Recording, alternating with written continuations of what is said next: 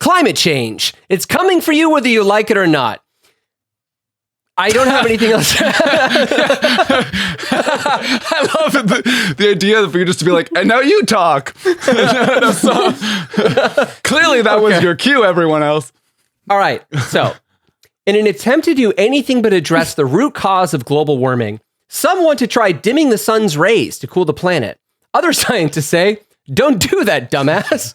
So, here's my question for you guys. I'm just going to ask, all right? When you first hear this, okay, a group of scientists going, hey, let's dim the sun. Is it viable if there is no other recourse for stopping global warming? All right, if we have to dim the sun to buy time to stop global warming, is it a necessary evil? Like, do you guys buy that? Do you guys buy that? Like, there's nothing we can do right now. Like, we have to dim the sun now so we can fix climate change later. Do you guys buy that line, or do you think it's bullshit? I think anyone dumb enough to think that you can just like dim the sun is dumb enough to go search for a dimmer switch on planet Earth. And that's a problem. It's like, I mean, yeah, and like to further that point, like there's someone selling that metaphorical dimmer switch. Like there's someone who's going to sell like, oh, we got to go ahead and put more of these chemicals in the air. Like I'm sure like there's someone lobbying already who has that fucking patent, or I guess there's no patent yet or something, right? But like there's someone who's like ready. They have the fucking patent drawn up and they are ready to start selling that shit. And I guarantee you those are the same people who are like in with big oil or any other polluting manufacturer that like has a vested interest in not changing the status quo. Well, it's worse than big oil, Shay. It's Harvard University. They're the ones who have the patent. Rachel just goes, oh no. Ivy, no. But like honestly though, you have a group of people from like a Harvard lab who haven't been told no their entire lives, and they're just like, we should dim the fucking sun, and everyone around them is like, yes. You go to Harvard, and that's a great idea. Absolutely. Their dicks must be so small. I don't know. I'm sorry. Like that trying to dim the energy. sun. No, trying to dim the sun is big dick energy. I disagree. I mean, because it's obviously not like it's not an achievable thing. I mean, I don't know. Maybe maybe my dick's not big enough.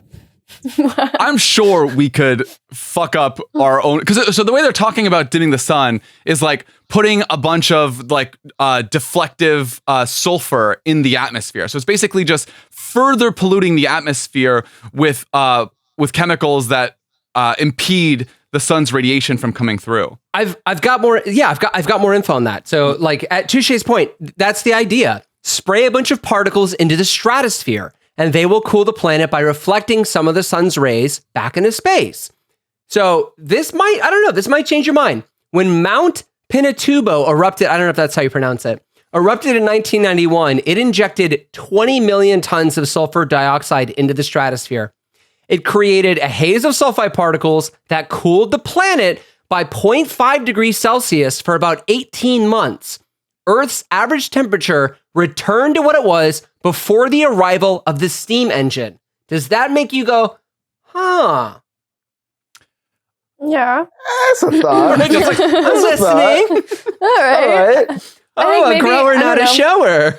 I like the idea of that, like, yeah, a massive, like, catastrophic explosion on Earth had a 0.05 Celsius. We're like, oh, sweet. Yeah. I don't know. I don't know. I imagine some people, like, thousands of people died or were at least minorly inconvenienced by that eruption. Yeah, but like, we're not doing a volcano. We're doing, like, a much larger scale, continuous volcano forever. But it's not a volcano. It's just sulfur gas. What if we started our own company that tried to erupt all the volcanoes at once to stop global warming? I like this. That sounds so fun. I would love to just die and be wiped off the face of the earth. I love that your main takeaway from this is like, oh, a suicide idea. Hey, I'm on board for suicide.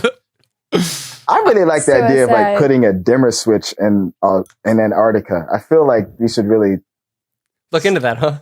Yeah. So do you want it in Antarctica so it's hard to reach? Is that you really have to want to turn it down to get there? Is that the point? No, I'm like, to Shay's point, yeah. Like, you ever like have a party and people always touching the thermostat because they're trying to control the temperature? It's like, put it in Antarctica, so you really gotta, I'm picturing like a swarm of dads, like on the World War Z movie. Like someone tries to put on the dimmer switch, and like all the dads just like lose control and start running to the fucking North Pole. Like someone's trying to turn down the Earth's temperature. What's going on? Yeah, that was a low. I'm sorry, that was a low tier joke. I apologize. If you're listening, this is a public apology. I'm sorry. No, but Emil, when we start this company, you're going to be our big picture guy. Okay, like we'll introduce erupting the volcanoes.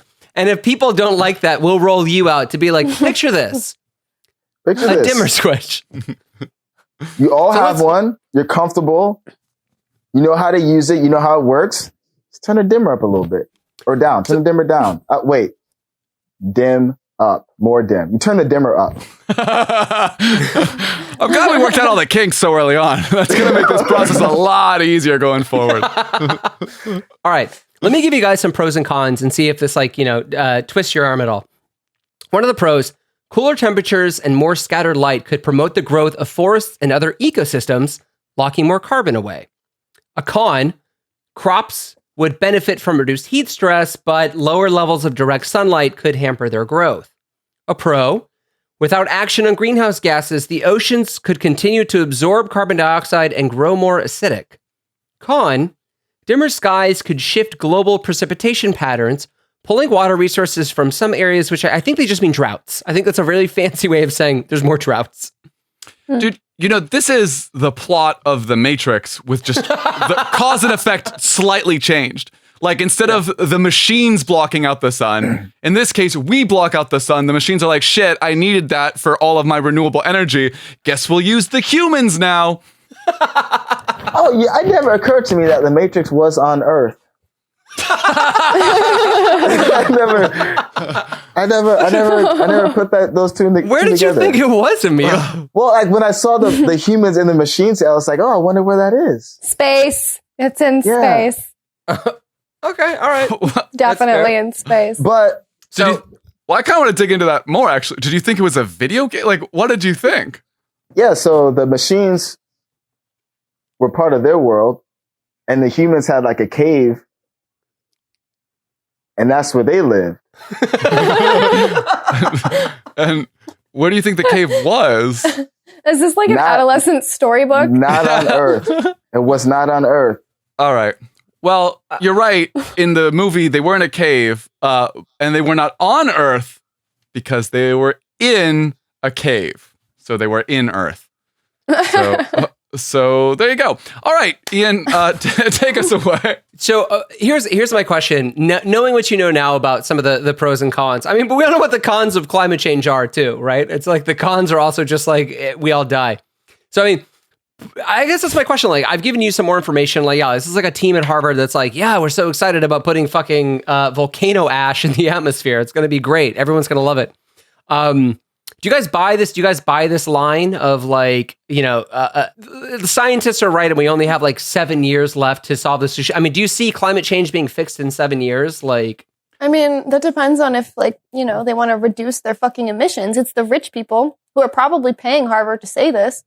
Amen. That don't want to fucking fix climate change. So they don't want to do it.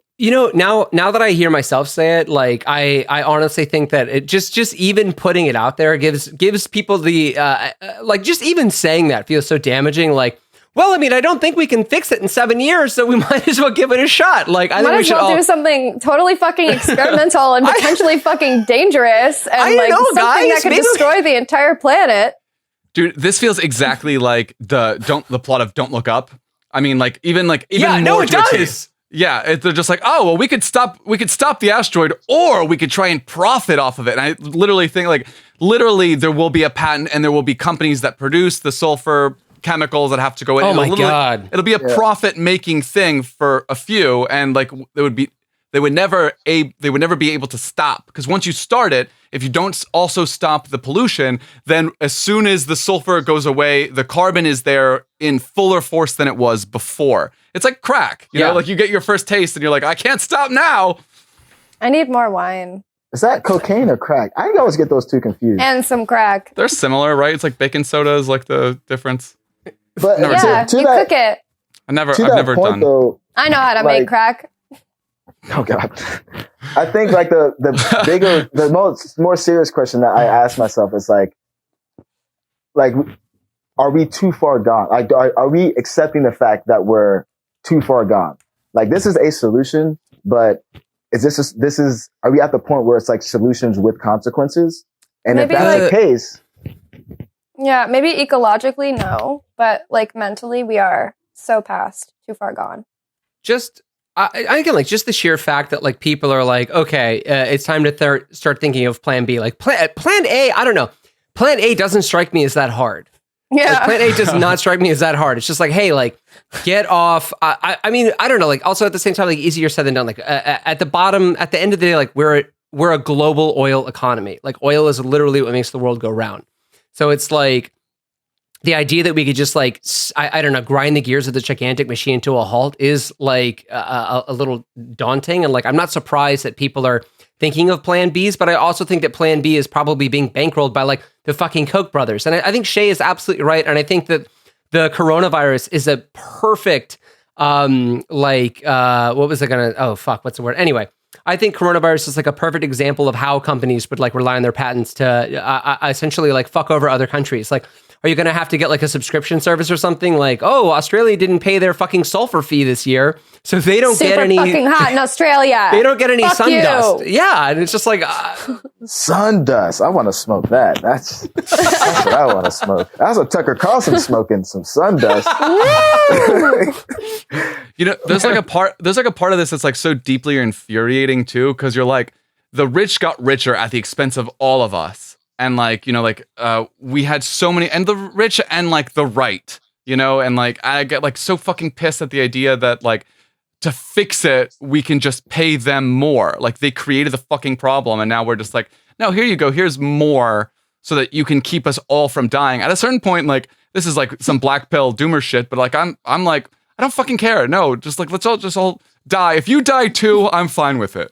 Yep, I completely agree.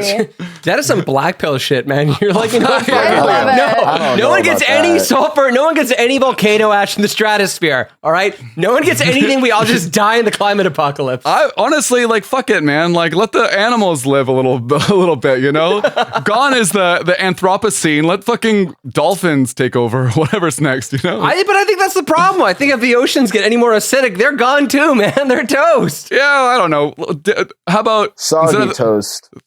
How about instead of the dolphins, we get, you know, the age of the cockroach? You know, cockroaches have had it pretty rough. Killed on sight for too many years. I'm surprised cockroaches haven't evolved. I feel like they should have evolved to like not get stepped on. I mean, they fucking fly and they hiss. Like, what the fuck is that? I've never heard a roach hiss, but I've heard You've never heard of a hissing cockroach? You should fucking look it up on YouTube. It's terrifying. Yeah. When you burn it, they hiss too. You burn them. Are you burning roaches, bro? Have you ever burned roaches? Tell us about that. And so squashing is not enough. You see a roach and you're like, you're here on purpose. You're fucking here on purpose. I don't know. Squashing is not enough. Are you putting them on your stove? What are you doing? Yeah, that's a good way to do it. Not my go-to, but yeah, you could do it that way. In a pinch. That's a good way. In a pinch, it works. If you don't have your gasoline bucket, yeah, the stove will have to do. Yeah, for sure. All right. So, did we get an answer on this? Like, are we buying this or we're not buying this? I think Shay kind of gave us his answer, which was no. It's all or nothing. Either we all die or no one gets any volcano ash in the stratosphere. Yeah. For once, I completely agree with Shay. I don't agree. I think we should keep exploring these options, you know, especially if it's not too late while we still have time, you know, just really make our human mark on this deteriorating planet. Who fucking paid you to say that? Yeah. I want to know who fucking paid you. Where do I sign up? Are they still taking clients? This portion of Camp Re-Education brought to you by Harvard University. Harvard, unlock the potential in you. And Goldman Sachs. Don't forget Goldman Sachs.